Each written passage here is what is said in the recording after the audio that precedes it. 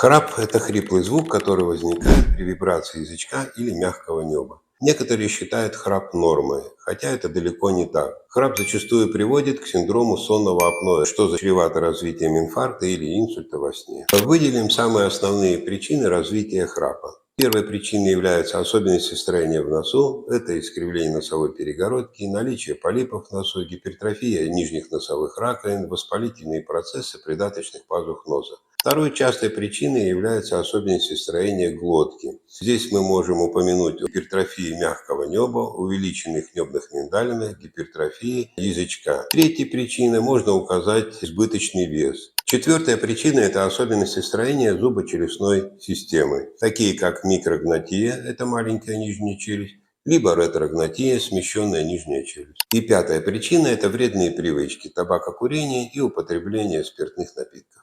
Как следствие, у людей, страдающих храпом, в течение дня развиваются слабость, сонливость, снижение концентрации внимания, повышается артериальное давление, снижается работоспособность. И все это требует внимания. Задачей в лечении храпа является выявление причины.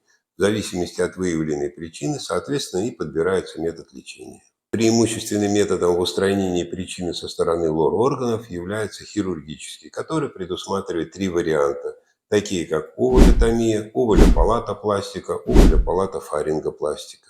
Операция может быть выполнена под местной анестезией. Сама процедура занимает порядка 20–40 минут. Период восстановления длится 7 дней.